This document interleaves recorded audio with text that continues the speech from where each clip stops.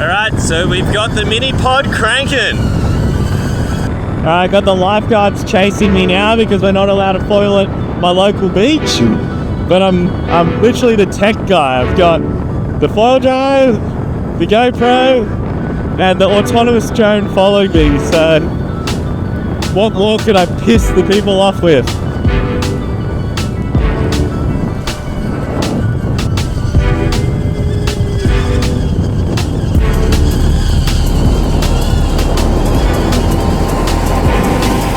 Alright, it's been a while, but the mini pod is finally here from Foil Drive. It's been a long time coming, looking at the universal pod that originally was made from Foil Drive. It seems prehistoric compared to what we've got now, which is half the size of what the original pod was. Where does it fit in your quiver and who's buying a mini pod? I think that's a really interesting question because with all the integrated carbon masts out there now, I think the mini pod really does fill the gap of the person that doesn't really want to spend stupid amounts of money on foil gear. You know, we all get foil brained where we want to keep buying our way to getting better, which is definitely what foiling gear does.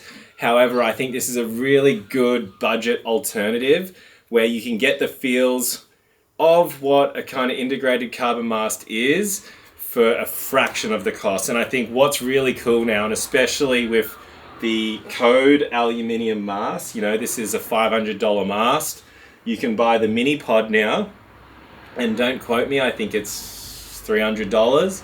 And you've got an $800 dedicated foil drive mast that does basically the job of what a carbon integrated mast does. Am I going to sell you that? Because, you know, I do ride carbon integrated masts. I still think that's the top tier. But does this come super close if like performance is not your top goal? I think it does. And I think it's a really cool standard now that we should all be used to. Because when you go back from riding a mini pod or a carbon integrated mast to a universal pod, you really know when that pod dips. And you know because you will faceplant. So let's jump into it, and I'm going to show you right now kind of the setup and the pros and cons of what a mini pod offers. All right, so first of all, the mini pod, it is a plastic pod that is snapped on without any tools with this rubber kind of strap around the front. Yeah, like what I said, toolless, which is awesome. You know, you still have to attach your motor to the pod. But once that's done, you can move this up or down depending what your cord length is. I'm going to run this as an e-foil mast because I've got my carbon integrated mast as my performance riding mast. However, because Code don't offer an e-foil mast, this is going to be the upgrade. Because as you can see, I've got my old mast here, which has the universal pod that I've taped all the way from the top to the bottom, which I'm going to replicate here now with the mini pod. But what you gain is this less wetted area where basically you feel way less when the pod touches.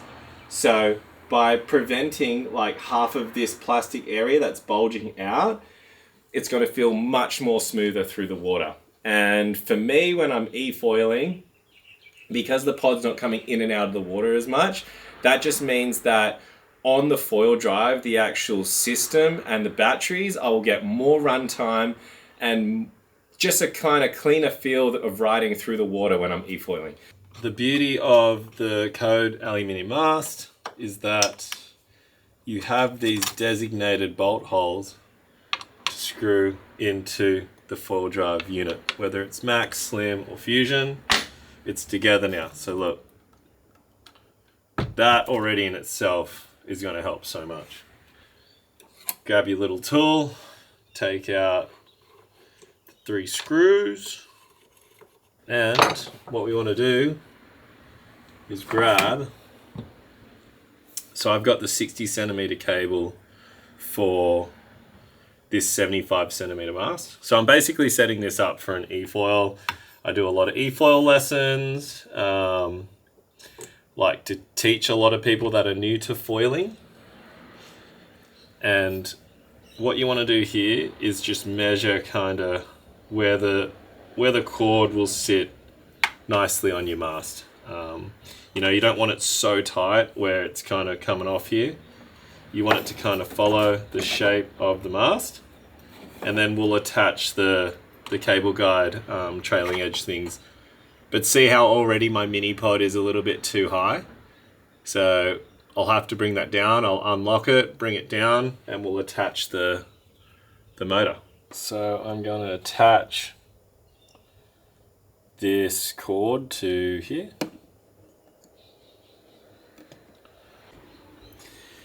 Alright, so we got a mini pod, and I'm going to take out the inner piece of the mini pod, and I'm going to line that up with the bottom. Like, you can only put it one way. Line it up with the bottom, and then I'm going to install these 4 screws using the mini tool. You know, putting them all in evenly, not just cranking one and then keep going and around, just doing them all evenly so they come down at a nice pressure. And you want there to be no gap here at all. You want it to be nice and pressed down the whole way. So just go around it again and make sure that they're all done up tight. Alright, so this is where it gets super complicated. Well, in my dyslexic mind it does. You know, you've got the mini pod and you've got the strap. Look at the foil drive symbol right here and see how this kind of curved surface is going into this curved surface. You want to go like that. You want to put this on the mast where you think it's going to go. And what I have done preemptively is already measured it all out by kind of doing this, because or else you're doing a whole lot of up and down motion to get it in the perfect spot. And you want it in the perfect spot because you want this cord to hug the trailing edge perfectly and then come down to the unit here and really just like grip the unit. You don't want like a big kind of 45-degree angle of the cord off the mast. All right, the biggest importance of getting this thing on before you put the inner shell in is because if you try put the whole thing on all at once, it's not going to grip the mast how it should be. You have to put this on first to get the grip around the trailing edge, and then you install this part.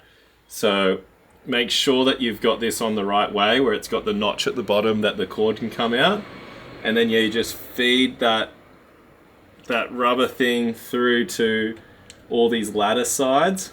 And honestly, watch the official foil drive video for installation, but I'm just showing you now how it kind of attaches on. Make sure that this is as horizontal as you can get, because if it's kind of on the angle like that or on the angle like that, it's going to trim as if like you're kind of trimming on a boat. See already that it's kind of, because I pulled it out to show you that it's become loose. So I'm going to just reset that now. Make sure that this pod that's already on is nice and horizontal. Make it all tight. That should just fit in like that.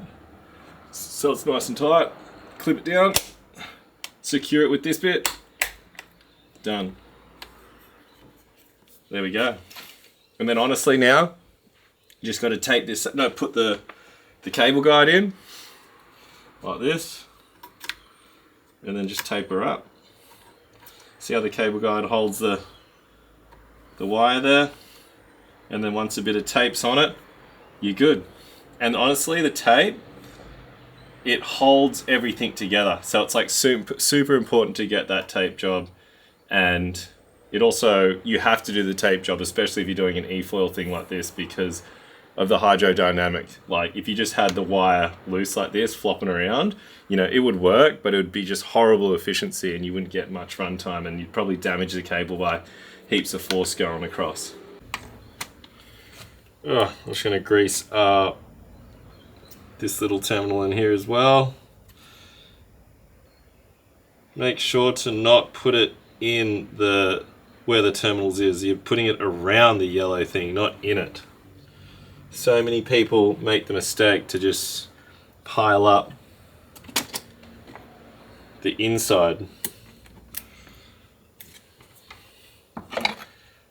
Chuck the screws in there.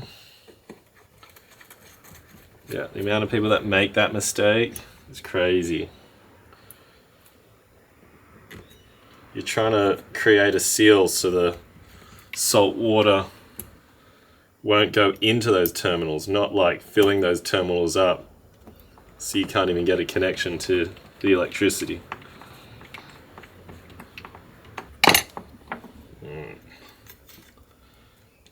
Yes.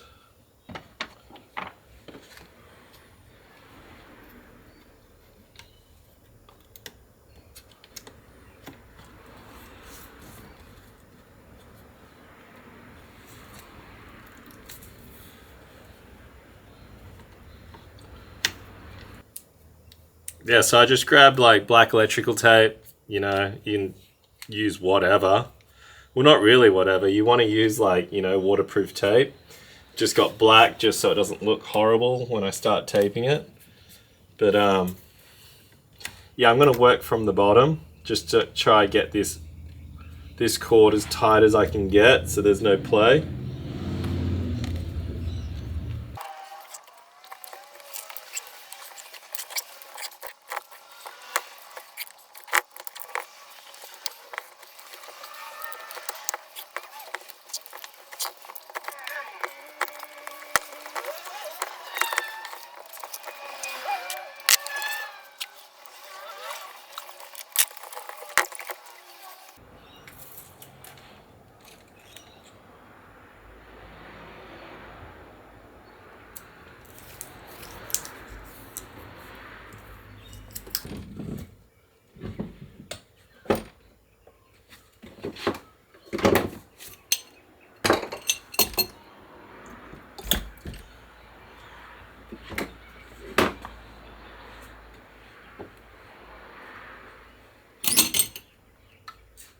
So there you go.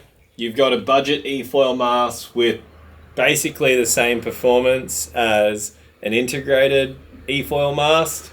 You know, does it look as pretty? And is it as easy to get going? No. Like, you know, it's a little bit of a setup.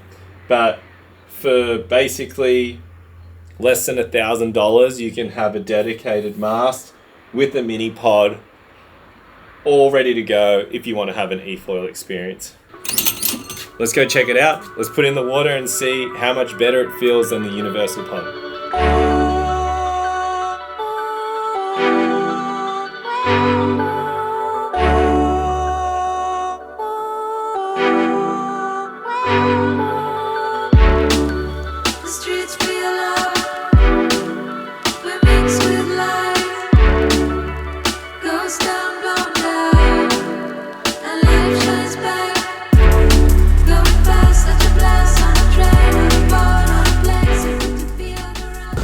So the mini pod is now here and I've set it up with my e-foil. You know, this is half the size of the universal pod and I'm telling you what, it's way more slippery. It's got a much better feel through the water.